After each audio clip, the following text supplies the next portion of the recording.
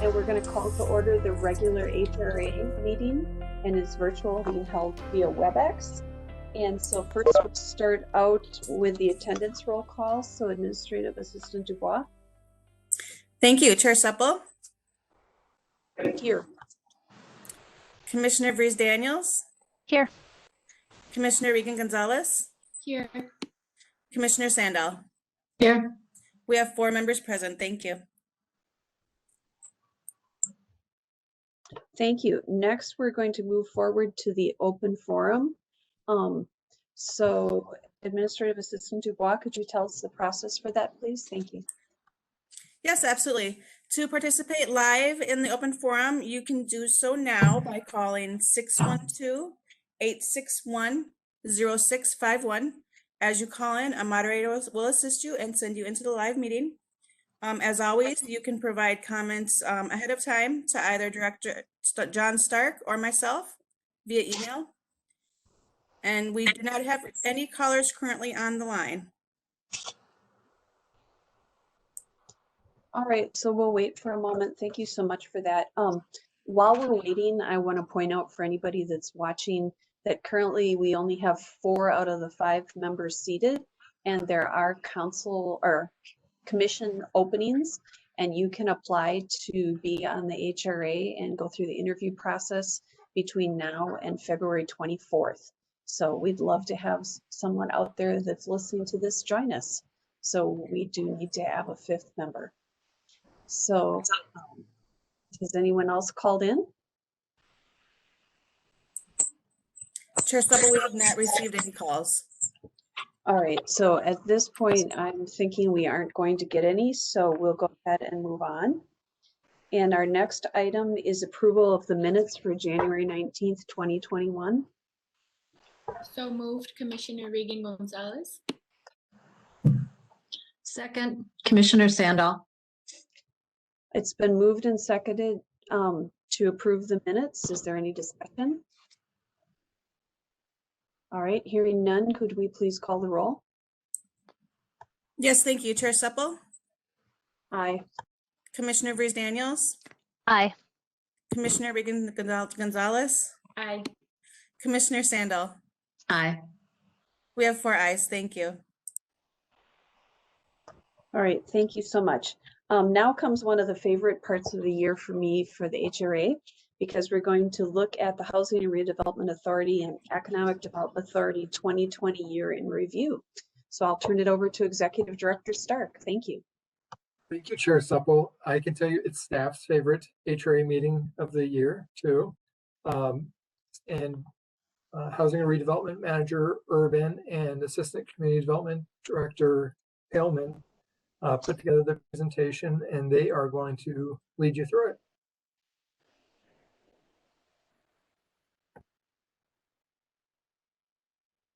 All right, go ahead.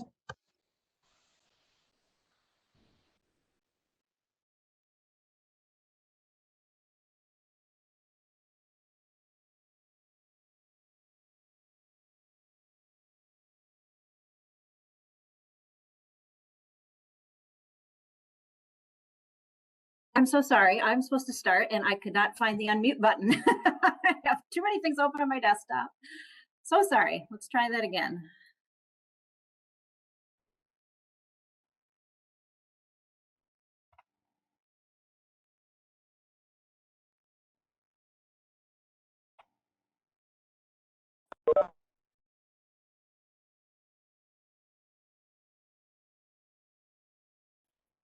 Okay, sorry. I needed more than 2 minutes break to shift gears here. So yes, this is a fun thing to do. 2020 was quite a year, but putting this together, and I will point out that Melissa and I didn't put it together. This is thanks to our housing specialist, Celeste McDermott, and the rest of us just helped contribute to it. But anyway, it was a big year in spite of a pandemic. So it's fun to be able to share all that we were able to accomplish. And I didn't want to start out right with COVID impacts. So I threw out a slide just to remind us of sort of our mission as both the Housing and Redevelopment Authority and the Economic Development Authority. That our goal is that we work to strengthen the community's health and vitality by guiding investment in the city's housing and commercial areas and operating programs that promote both housing and business stability. So now we'll move on to our COVID response. COVID was, of course, dominated the year. And so we're just going to start out with it. But, we're going to start out with a positive. I think there were a lot of positives that came out of the shift for COVID. And I think it's important to point those out. So while we had to shift the way we did business very quickly in March, we were able to respond very quickly by April to both renters and businesses in need. So the first thing we did is in April, we found $125,000 for Veep to provide emergency rental assistance. And just to let you know, over 600 Richfield renters were served by Veep in 2020, an average assistance of a little over $1,000. The other way we supported things was there was a couple of citywide mailings that Kate developed and put together. And then we also did this postcard mailing specific to our renters. And then we also communicated with our landlords and owners through emails and sending them flyers. And they were all very appreciative of that, those communications. And I think another positive that came out of it was just to further develop relationships with our owners and with Veep. So the second thing we did, again, by April, and you were approving COVID business loans, and we were able to provide 63 loans to 55 businesses. Almost $250,000 in loans were awarded with an average loan of around $4,500. 56% of those businesses were women-owned, and 32% were owned by Black, Indigenous, or people of color. And I think all of the BIPOC-owned businesses were also women-owned, which I thought was kind of a cool thing. So it's just a smattering of some of the businesses. It was actually really fun to see the wide variety of businesses that applied and that we have here in Richfield. We funded everything from restaurants to independent contractors, a tile person, a music person, fitness studios, salons, nail salons, hair salons. So lots of good businesses received our support. Thanks to you guys. And just to let you know some of the adjustments we had to make, I think that it's a celebration that we were able to make these adjustments. And as you all know, we had to switch to these virtual meetings as an HRA and as an EDA. And that was a lot at first. And, should point out Jane Scobb, who is always on our meetings, but, faceless, but she is our IT manager. And wow, what would we have done without Jane getting us laptops and getting us set up and figuring out how to do these meetings? And so we're thankful for all that. Some of our advisors had to do, during the stay-at-home orders, they managed to do virtual advising visits. Our kids at home switched to Zoom Parent Share. We had to cancel some things. We canceled our realtor workshop. We just weren't able to switch things in time, but this year we are switching to a virtual format, so that will continue this year. We ended up canceling the home tour. Again, we're talking about options. And, we had to pause a couple things. Right before March, you approved a new small business revolving loan program, and that had to be paused so we could shift gears to those COVID loans. And then the Open to Business program also paused because MCCD, who deals with that program, had to really shift gears to helping businesses impacted by the pandemic. And I will shift it over to Melissa for the redevelopment section. She's going to ask me. Thanks, Julie. I'm just going to Control. take control of the slideshow so that Julie doesn't have to be my Vanna. Okay. So as Julie mentioned, one of the roles of the HRA is to work with developers to encourage and foster new development in the community, redevelopment and reinvestment throughout the city. Despite a brief pause, there were a number of projects that were still completed in 2020, and then several more that got underway. So since this is something that we talk about fairly often, I don't know if I have control, Julie. I cannot move the slides. Oh, okay. Did I do that or you? It says you are doing it, so. Okay, great. So this first project that we'll talk about is the RF64. Oops, let me go back one. Maybe it's just a real delay. Okay, the RF64 townhomes. These are 64 for sale townhomes. They're at 16th Avenue and approximately Richfield Parkway, just south of Taft Park. They're across from Target and Home Depot. The first units of this townhome project opened in 2020. In March, right before everything shut down, they had 6 purchase agreements out of the 8 townhomes, and all but one of those fell through, unfortunately. But by May, interest had picked back up, and those units were all sold by August. The first buyer in this development was a Richfield teacher, which is wonderful, just a great story. And then 4 more of these units were sold in January of this year. An additional 12 units are now under construction, and of the buyers thus far, all of them are under 100% of AMI. I believe the limit for this was 120%. Is that correct, Julie? 115% if you're 3 people or more. Okay. So all of the buyers for this are at under 100% AMI. Moving on to the apartment side of this project. I'm sorry, I'm using 2 computers and it's really confusing to go back and forth. So the second half of the RF64 project is now called the Raya Apartments. This is 237 market rate apartments that will be constructed by Schaefer Richardson. Stormwater work is now underway on this project, and the construction of the apartments will begin in the next couple of months. That construction is expected to take approximately 18 months. Okay. Moving to the west, I'm going to move across town with you. This is a project, the Emmy. It's along 66th Street between Stevens and First Avenue. This project was originally approved in 2018. It's one that's taken a long time to come to fruition. It was originally 31 units. It's now a 42 unit project. The commercial, ground floor commercial was shrunk partially in reaction to COVID. But the great thing about this is that of the additional units, now 20% of the units in this building will be reserved for households at or below 60% AMI. And that does include 1 accessible unit. This project received final approvals in January, and we expect demolition of the existing structures here in the spring. The next project is the Link 65 project, or the Enclave development. It's at approximately 65th and Lyndale, not approximately, it's at the corner of 65th and Lyndale. This is a 157 unit project with 8,000 square feet of ground floor commercial. This project is going to displace approximately 10 local businesses. And last week, we sent out mailings to those businesses to provide them with information about our newly created EDA grant program to help businesses that will be dislocated or displaced due to redevelopment. We've had 2 inquiries already, and I'll talk more about that program in a little bit.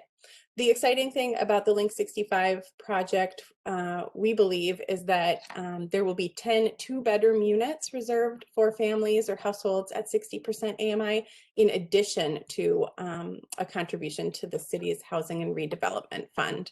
So this project was approved by the HRA in November, and we'll look for land use applications. Actually, we just received them today. So they'll be coming to the Planning Commission in March, and then the City Council likely in April. Moving north is the Lakeside at Lyndale Gardens. This is the luxury condo project at the former Lyndale Gardens site. It's 30 luxury condos, and they opened in the summer of 2020. Some of you were lucky enough to come to this building and get to tour a few of those units before they closed. A new condominium building has not been built in Richfield in a long time. I believe the last one was in 2004 with the Kensington Park project. So it's great to see our housing stock continue to diversify and really take advantage of this great location along Richfield Lake. With this project and Henley and Lake Winds, there is one remaining piece to the completion of redevelopment of this site, and that's the commercial space that is between the co-op and the housing. So hopefully that is coming up next. Across the street is what was formerly known as the Henley 2, or at least referred to as Henley 2. Now this is called the Rowan project. This is 82 new units of housing, and then it also includes the rehab of 22 NOAA units there on the corner. You see the efficiency sign there on the building. This project will include 2 ADA accessible units, and 20% of the units will be reserved for households of 50% of AMI. This was approved in September and is in for permits already, so we expect this one to be under construction in the next couple of months as well. Finally, moving to the Bumper to Bumper site, which is owned by the HRA. This is at 6501 Penn Avenue. The HRA has a preliminary development agreement with NHH and Boisclair for this project. It will include up to 69 units, and it's a tax credit project. I believe Julie talked about this in the last meeting, but it would include a mix of incomes between 30 and 80% AMI, and 10 units of supportive housing. This project did experience some COVID-related delays and will now go in for a 2021 approval of the tax credit application. So we'll be looking again for land use approvals on this one, probably in the spring. So then I just want to touch on some of our small business support programs. In 2020, we initiated the Energy Efficient Business Grant Program. This provides incentives for businesses to participate in several programs administered by CEE, which is the Center for Energy and the Environment. The program provides a grant to cover 20% of the cost of installation of qualified energy efficient upgrades, up to a maximum of $2,500 per business. That specifically refers to lighting, refrigeration, and rooftop units. We made 12 grants in 2020 for 15 locations, including 4 of our schools. The average grant was approximately $1,600, and total funding was almost $19,000. And then getting back to our Displaced Business Grant, this program was also approved. We were looking at it early in 2020, and then with COVID, it was delayed. It was recently approved in January by the HRA, but this will provide funding to Richfield businesses who must relocate due to city-assisted development projects. It'll provide up to $3,600 per business. The business must relocate in Richfield. And funds can be used for things like lease increases, moving costs, new signage, or tenant fixtures. And as I mentioned, we have had a couple of inquiries already from tenants in that Link 65, in those couple of buildings that will be replaced by the Link 65. And hopefully we can help all of those businesses to relocate within Richfield. So now I'm going to turn it over to Kate to talk about some of our housing work this year. I think Julie is going next, actually. Oh, okay.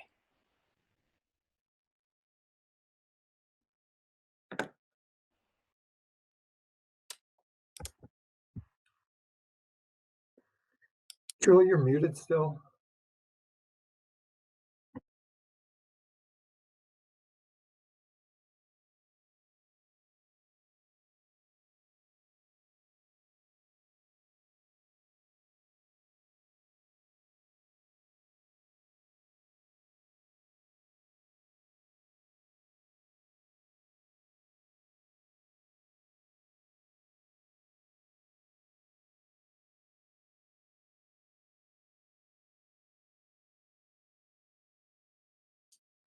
Julie, maybe I had to press stop controlling. I tried that now.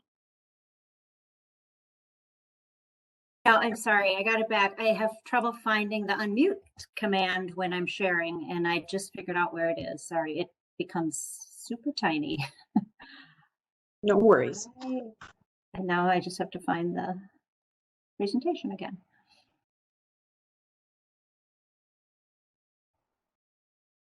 Just when you think you've got this thing down.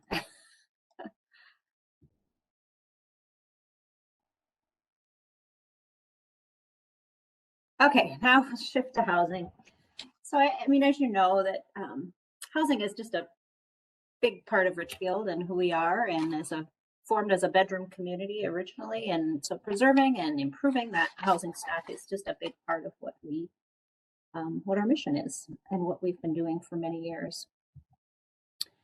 So a couple of highlights regarding policy is first that we approved an affordable housing trust fund back in May of 2020, and there was sort of a practical reason for doing that, in that the HRA attorney decided, to do rent assistance, we probably should have an affordable housing trust fund that very clearly states that that's an eligible activity that the HRA can do. So we created that trust fund, but now looking to maximize the use of that, as we talked about in the work session, by hoping some flexibility so that our pool TIF could be put into this and really allow us to do some good things. The second thing is the inclusionary housing policy, which we just discussed in the work session, and we also talked about the contributions, or what the policy has gotten for us. Specifically in 2020, we approved the Henley 2, which gets us 5 new units, and 18 NOAA units are preserved and rehabbed, and that's all at the 50% AMI level. And then we also have 2 ADA accessible units. The Link 65, or the Enclave at 65th and Lindale, we're getting 10 2-bedroom units at 60% of AMI, plus a housing and redevelopment fund contribution. And then we also did some renegotiating with the R64 development, and we're able to increase our contribution to $688,000. It was around $400,000 prior.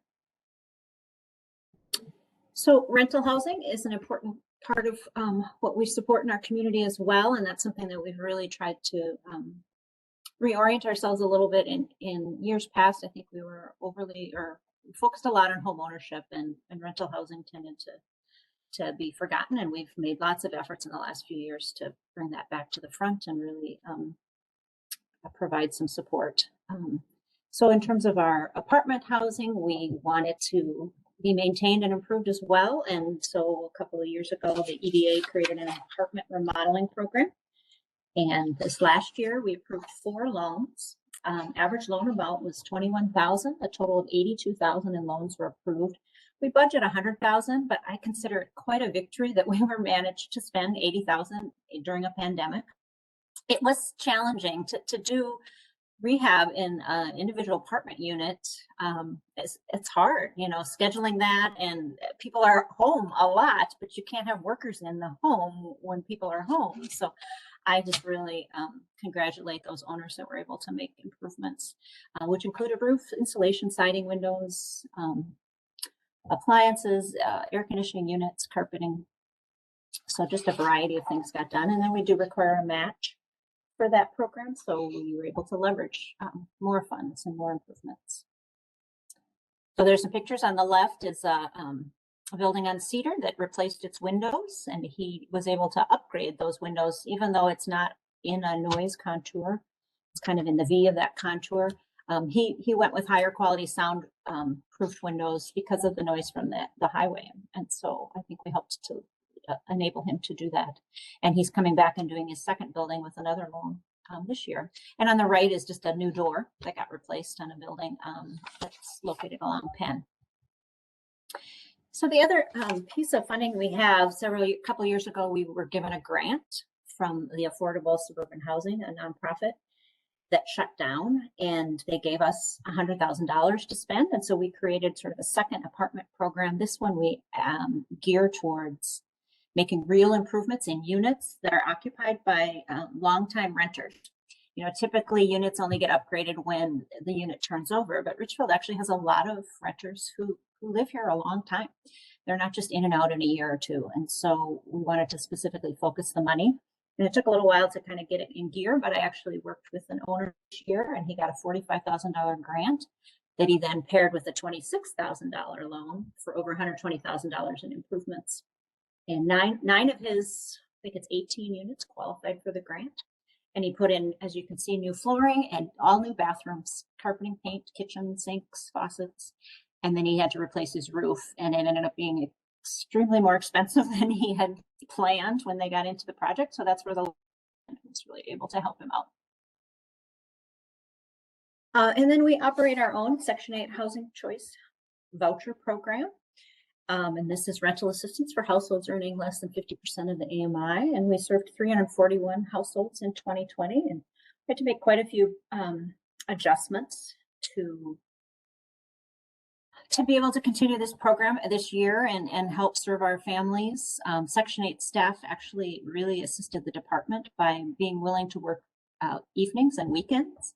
And that was able to spread out the number of employees that were in the office at one time. And it ended up being a positive for our clients who maybe work all the time, and Saturdays ended up being a good way. And some of them really had to come in and meet face to face, and to be able to provide that opportunity on a Saturday when there was nobody else in the building was really a positive. And I just really am thankful for our staff and their willingness to be flexible. We also almost immediately made, so normally if your income changes, then your rent changes, but there's usually about a 2-month delay before that happens. And we were able to quickly shift that and have that happen almost immediately, because we did have a lot of folks with income changes this year, and which is a lot of staff time for our staff. And we were able to respond as quickly as possible. So we were also able to get some funding from the federal government to help with increased admin costs and the increased voucher costs, because people's incomes went down, and that meant their voucher cost went up. Another small thing we did with some of our COVID money from the federal government was that we provided PPE to all of our Section 8 families and also our kids at home families. And we took some out to Richfield Towers and Loaves and Fishes as well. And folks were super appreciative when we went out to Richfield Towers. We had a thank you message before we even got back to the office. Kids at Home is our, of course, our award-winning local program where we provide rent assistance and supportive services for working families with children in the Richfield schools. We served 24 families in 2020, and 44 of those were kids. Had 44 children. And then, as I explained before, Parent Share moved to Zoom, and then also drive-through events. We normally have two sort of celebrations throughout the year. One is to honor parents, and one at the holiday times. And those got shifted. And the holiday one specifically got shifted to, I thought it was creative of folks to sort of family fun packs, with the idea that parents were home with their kids for 2 weeks, as well as at home with schooling all the time. And so to offer some opportunities for them to have fun together, rather than, mom constantly on kids for school, or, there's just been a lot of stress on our families. And it's been really important for our families to be able to have each other and supporting each other, even though it's been via Zoom or from their cars. So after that, I believe I'm going to switch to home ownership, and we are excited that housing specialist Kate Aitchison is able to be with us tonight. It's been a while since we got to see Kate, and she's been having some internet issues, but hopefully she can make it work. So are you going to ask for permission to take over, No, Kate? I'm going to let you drive, Julie. Okay. If you would, please. I'll do my best. Yes, it's Just nice don't to ask see me to everyone. mute or unmute myself. Okay. I'm happy to be here tonight and just chatting with you about our programs for our homeowners here in Richfield. These have kind of been the bread and butter programs for a long time. And so we'll get you up to date for 2020. So the first program is kind of our baby, our first time home buyer program. And this is the newest program in our menu of offerings. This is the program that was launched in fall of 2018. And it offers households that earn 80% AMI or less up to $15,000 towards the purchase of their first home. And that money can go towards down payment or closing costs. And it's available at a base of $10,000. And then you get an extra $5,000 if you are a Richfield renter, if you have children under the age of 18, or you have a household member with a documented disability. You might remember that we started this program looking just to serve Richfield renters, and then found out that that pool of people wasn't quite big enough, and we weren't able to spend our money.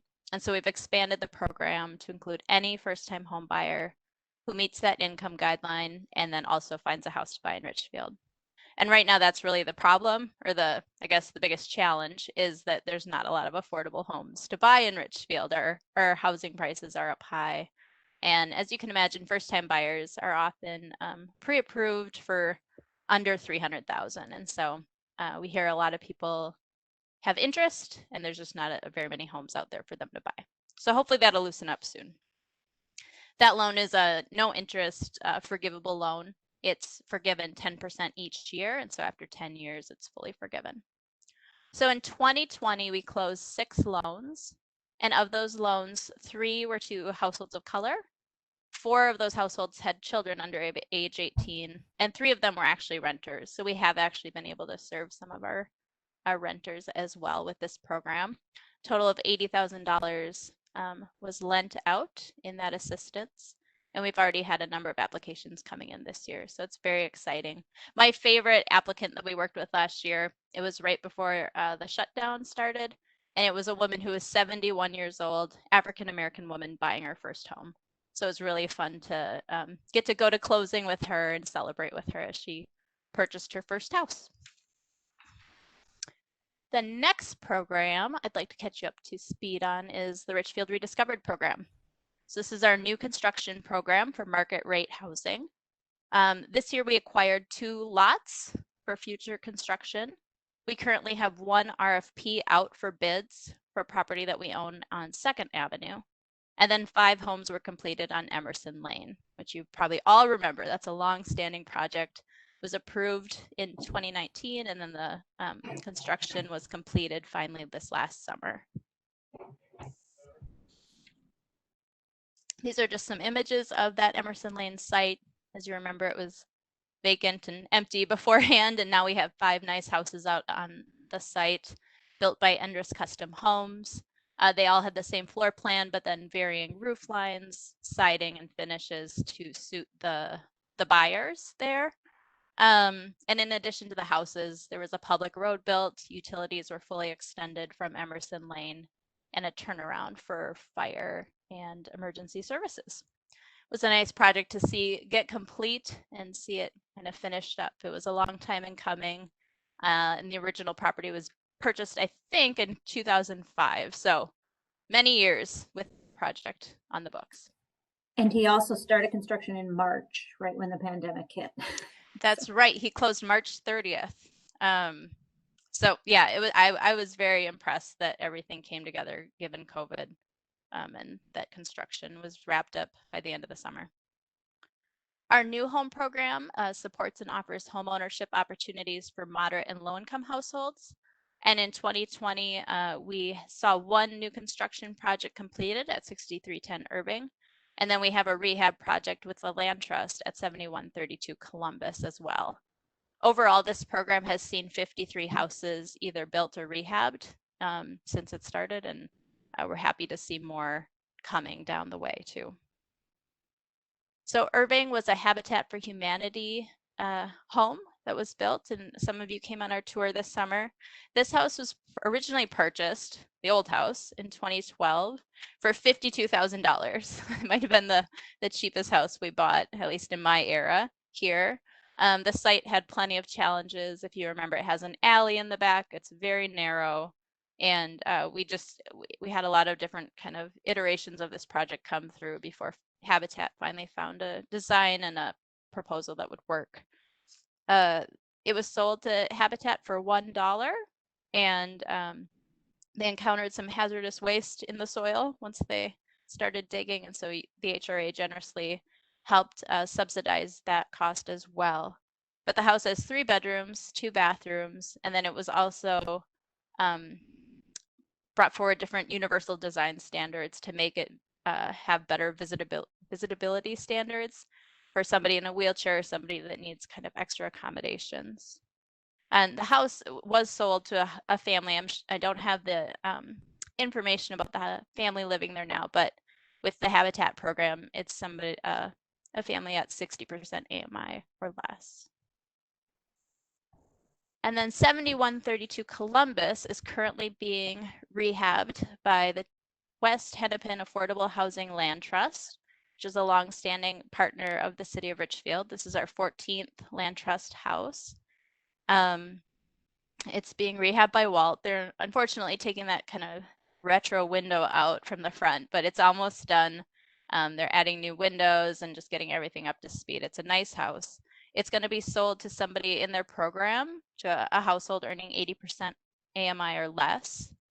And what makes the land trust such a nice product, especially now, is that the land trust will hold ownership rights to the land, and then we'll be able to remove that value from the overall value of the property. And so whoever ends up buying this house will qualify for a mortgage for just the value of the house, and then we'll lease the land from the land trust for $1 a year.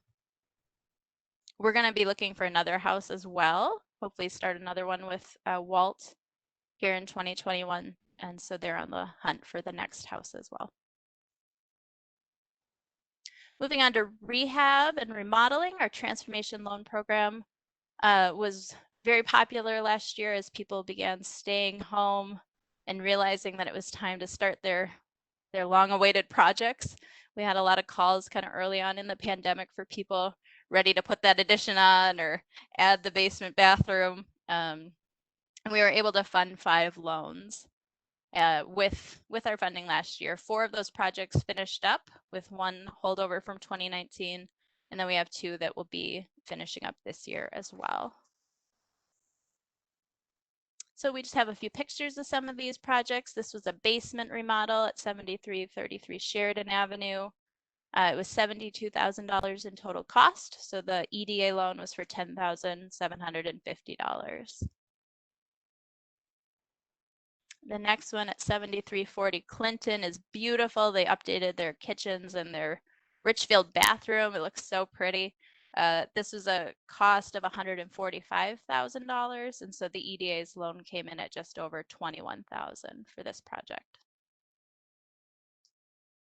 Next up was 7133 Logan Avenue, and this was kind of a second floor addition, kitchen remodel, bedroom remodel, kind of touched a lot of different areas of the house. Expensive project at $275,000, and so they got the maximum EDA loan of $25,000 for this project.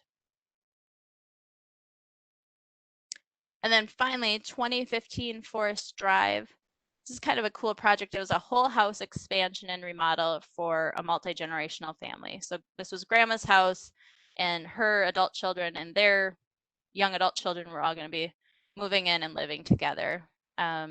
Pre-pandemic, this is the plan. And so now they've got a great spot for their whole family. The total cost was $550,000. And so again, they got the maximum EDA loan of $25,000 towards this project. Another aspect of our housing programs is the CDBG funds we get. This is funds that the city of Richfield receives from the federal government and then passes on to the HRA to use for its programs. And so in fiscal year 2020, we received $190,888, and those funds went into 2 programs. So $80,000 and change went to deferred loan, and $110,000 went towards that down payment assistance first-time homebuyer program. Additionally, some funds are set aside for public service allocations, and those funds support VEAP, Senior Community Services, Homeline, and then some other providers in the metro area. And that's kind of a committee decision that gets made with many cities.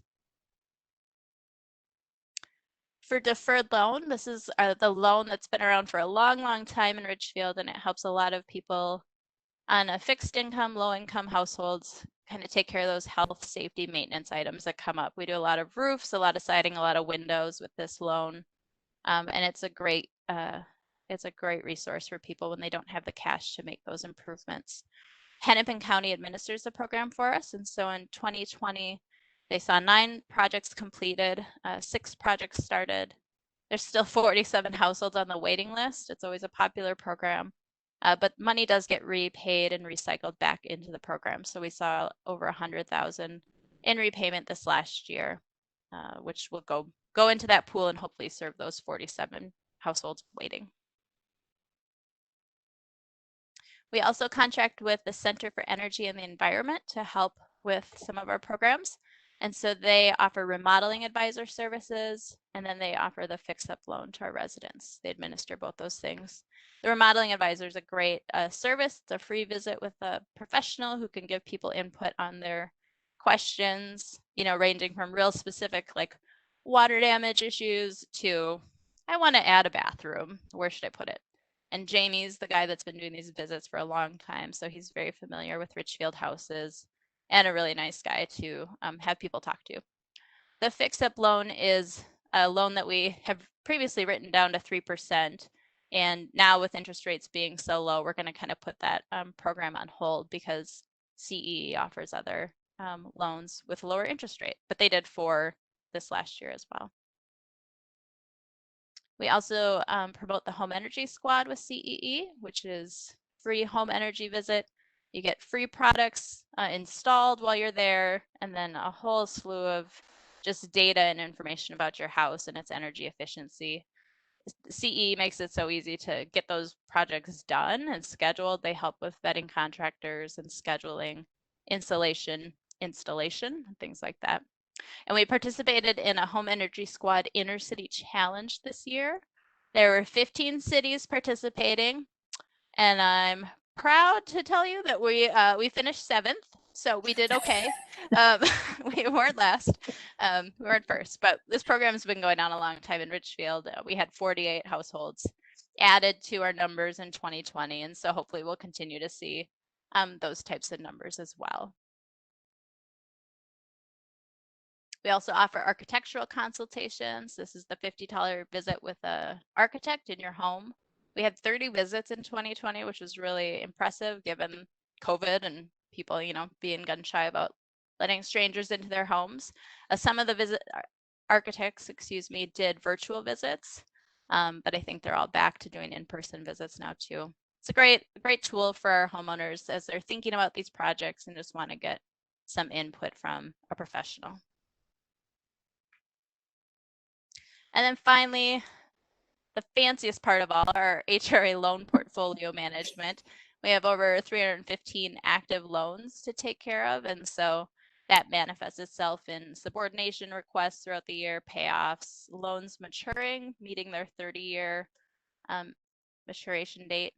So we had 15 of the subordination requests, 7 payoffs, and 3 maturities in 2020. And I think that's my last slide, and so John's gonna wrap us up. Well, thanks.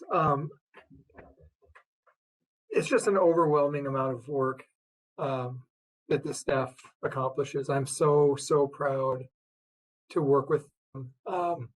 The pictures you see here, I'm just going to go from left to right. The top row is Cindy Velde, who works in Section 8.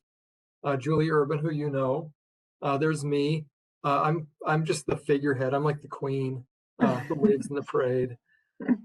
Melissa, who's taking on a lot of redevelopment, is along with Julie.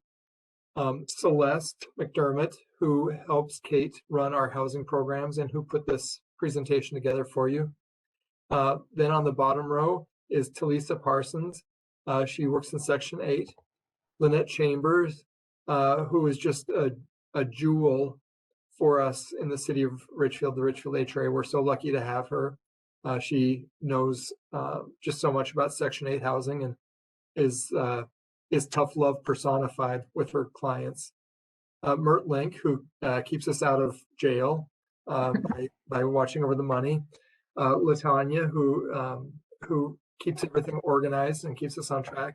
And Kate Aitchison, who co-runs the housing programs with Celeste.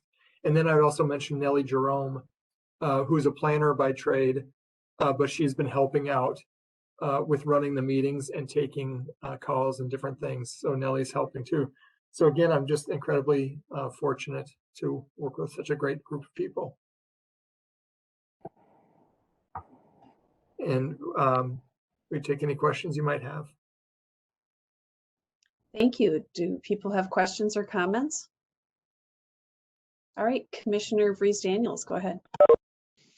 No questions actually, but I just, want to take the opportunity to just, this is an awesome list of things, of all the work that you guys do. And I feel like in my short time on the HRA, it has grown exponentially. And so the fact that you can get all of that done and do it so well is just very appreciated. And the love you have for our community is just really very clear. So thank you, everyone.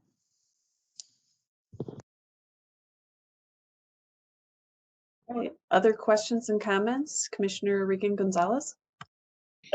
I'll just second what Commissioner Aaron Reese Daniels said. No questions, but man, we have such a tremendous staff in community development doing amazing work that's making real changes and impact to help keep Ridgefield so desirable and affordable, keep families and students, thriving in our city, helping people think about being innovative in their homes and looking at their homes in a new way, and getting the support and resources they need. And I wish there was more ways we could just keep lifting up the work and saying thank you. And I don't know, the work that our department does is tremendous. So thanks to all of the staff.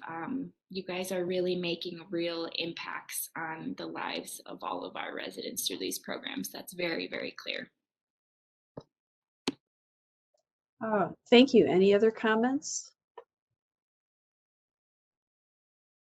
I have a question. Are we going to put this presentation on the website so others can see it? Because I think it's an amazing testament to what you guys have all been doing. So thank you, thank you, thank you. And I will third all the comments that were already said. It's just amazing when you see it all in one presentation, how much has been done and all the things that are going forward. So I'm hoping that we can put it out there on the website for other people to look at. Yes, it will be put on the website. Yeah. And I would fourth it. I mean, you guys are wonderful. And think about doing it, all of it in the middle of a pandemic. Amazing. Well, thank you all. We're very lucky to work with you as a board. We have been really fortunate for decades to have a very strong HRA. Most communities don't have an HRA that's as active as this, and really wants to look at new and different ways of helping the community. And then the community members at large, we're all in this together. And somebody had said it's apparent how much we care about the community. Well, 90% of the time it's apparent how much they care about us too. So it's just such a great symbiotic relationship we all have together. So thank you. And I think testimony to that was the work session we just had. There was a tremendous amount of community feedback and input, and people really do care passionately about the community. So thank you all. All right, we're going to move on to approval of the agenda.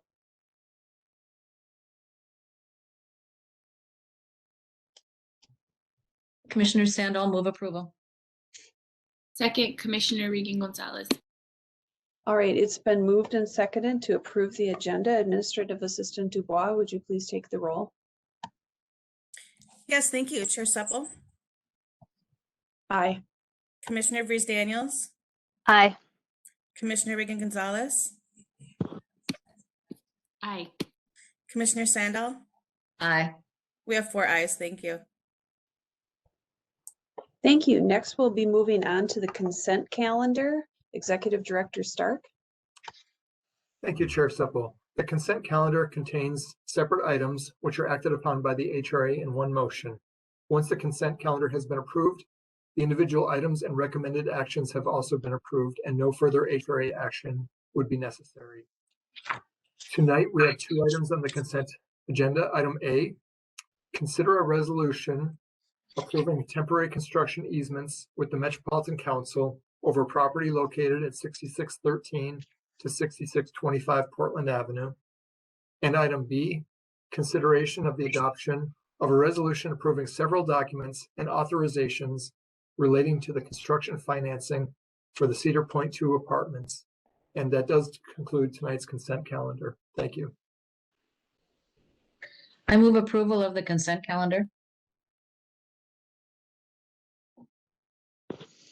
Second, Commissioner Freeze Daniels. It's been moved and seconded to approve the consent calendar. Are there any questions? All right, then we'll take the roll. Thank you. Thank you, Chair Supple. Aye. Commissioner Freeze Daniels. Aye. Commissioner Regan Gonzalez. Aye. Commissioner Sandal. Aye. We have 4 ayes. Thank you. Thank you. Next, the next item we have is to consider a request for a deferred loan settlement in the amount of $3,000 to satisfy a deferred loan issued to Claire's Weaver at 6905 Xerxes Avenue South. Executive Director Stark. Thank you, Chair Supple. I'm going to ask Housing Specialist Kate Aitchison to present this staff report. Thank you. Hi, everyone. All right. In 1994, Claire's Weber received a deferred loan for $9,550 from the Richfield HRA to make improvements to her home. It went towards things like siding, windows, front door upgrades, etc. Recently, in the last few years, Claire has been suffering from mid-stage dementia, and she's no longer able to live independently in her own home. Her family has power of attorney over her affairs and is in the process of transitioning her to Village Shores in Richfield. And they're excited to keep her in the community, and she is as well. They are planning to take the proceeds from the sale of the home to pay for her care in the coming years. The state is requesting to pay a settlement amount of $3,000 to satisfy Claire's deferred loan from 1994. This would allow the HRA to recapture 31% of its original investment from 1994.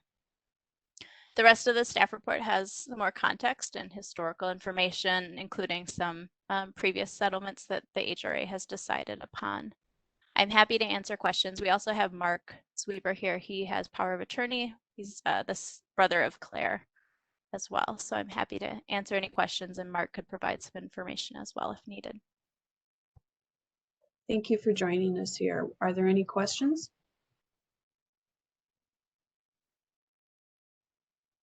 All right. If there are no questions, would someone like to move the recommended action? I'll move the recommended action, Commissioner Freeze Daniels. Second, Commissioner Regan Gonzalez. All right, it's been moved and seconded to approve a loan settlement in the amount of $3,000 for Claire's Weaver at 6905 Xerxes Avenue South. Is there any further discussion? Commissioner Regan Gonzalez? Hi, I'd just like to say hi, Mark. Thank you for coming to our meeting. And I'm sorry to hear about your sister and the dementia that she's facing. And I know that that's probably been very hard for you and your family. But I just want to say I appreciate you coming and being at this meeting. And I'm really happy to hear that she can stay in our community. And just know that you have a community here in Richfield that really cares about your sister, but also a lot of our community members dealing with dementia and other issues. We went through a process of becoming a dementia-friendly city and going through multiple steps over a few years to make sure that in Richfield, we're doing everything we can to support residents just like your sister to make sure that Richfield's a great city for them to stay in and to live in. So just know that there's a lot of support and resources here, and that we really appreciate your role and for coming and attending our meeting tonight. Thank you. I appreciate what you're saying there. And I'm one of 6 siblings. All pay attention to Claire. Kids and dress her entire very frugally. Of living in that house. She's not happy about it. Doctor told her. Village Shores looks to me like it's been, but I do appreciate what you're saying and Francis this.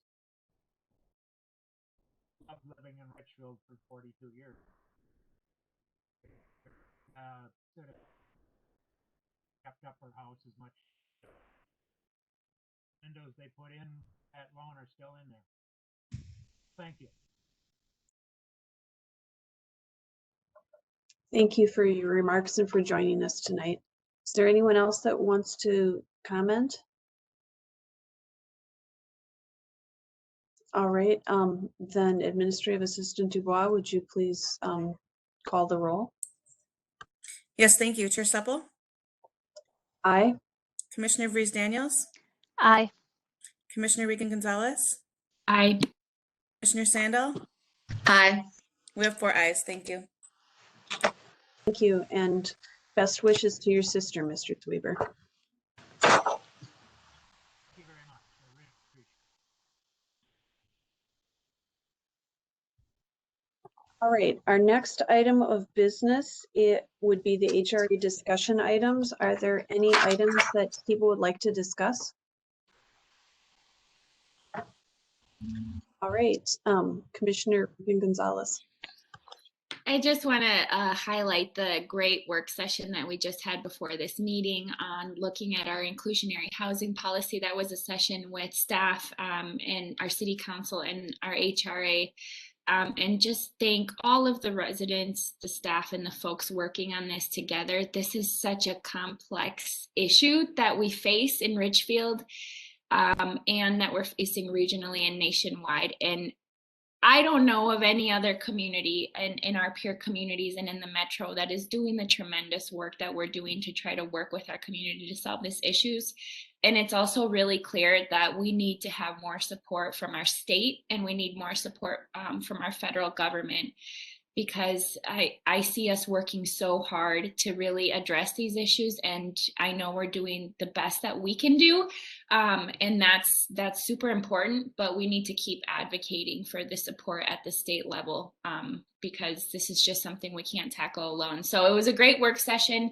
The information will be online for folks to review, and I just want to thank our staff and our community for all of the work on affordable housing, accessible housing, and a mix of housing options in our city. Are there other comments or questions? I did want to mention that I was really impressed when I heard about the Saturday hours for the Section 8, because I think that really makes a big difference for flexibility for people. And that's something I hope that maybe can continue even post-pandemic if we can do things to make it more flexible. And also I was really excited when I saw that there was an ADU, accessory dwelling unit, in the report. And I know a lot of people have been asking about that. And I think that's something that we can look at in the future, because we want to have as many options for people as possible so that people can stay in their homes and can stay in Richfield, whether they're renting or doing an ADU or owning a home. Just to have a whole bunch of different possibilities would be really fabulous. The other thing I wanted to ask about, and I don't know if Executive Director Stark wanted to speak to this or someone else, but you know, we tonight saw all that community input on the inclusionary housing policy. We also would like some community input. There's a process going forward that's going to be visioning what we should do at Portland and 494. So I'm wondering if one of the staff could tell us a little bit more about that, because I know they're going to kick that off on February 24th. Chair Supple, I can take that. That's right. The CNU, which is the Congress for New Urbanism project that we started last year, is kicking off again. Unfortunately, it is going to be in a virtual format. This was initially supposed to be a 4-day charrette with a lot of in-person activities and inviting the neighborhood, and really exciting. We have a national consultant, design consultant, coming in to help us envision what that area between Bloomington and Richfield can be and how to really connect our communities there. Unfortunately, we're going to try to do this virtually. So there is a kickoff meeting scheduled for next Wednesday, February 24th at 6 p.m.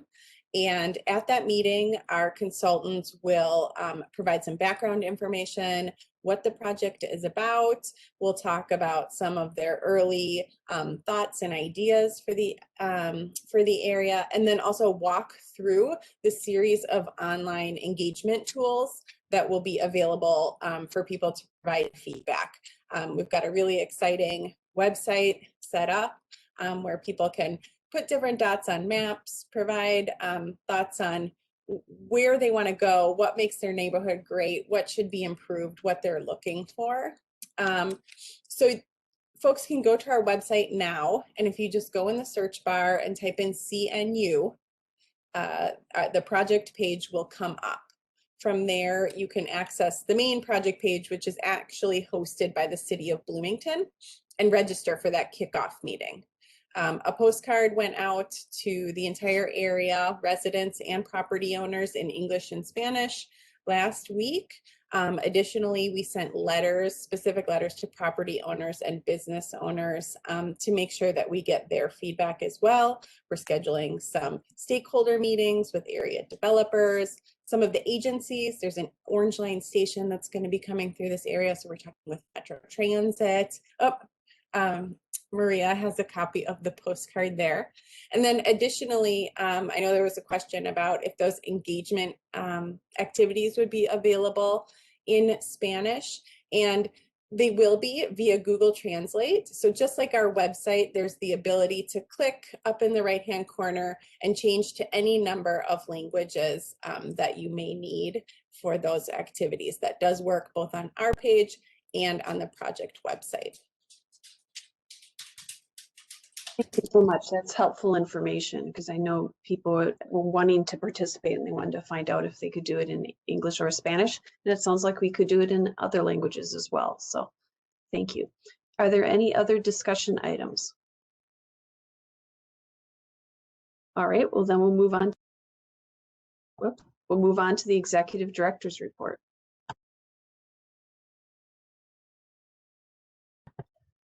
We can't hear you. Sorry. Thank you, Madam Chair. I really don't have anything to report tonight, except for that I spoke with your prior Executive Director, Mr. Steve Devich, about a week and a half ago, and he wanted me to pass along his greetings to you and just tell you he misses you. He misses working.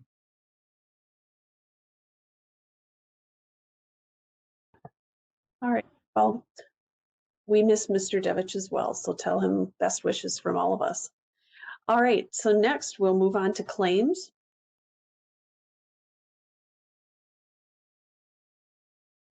I'll move claims and payroll. I'll second Commissioner Reese Daniels.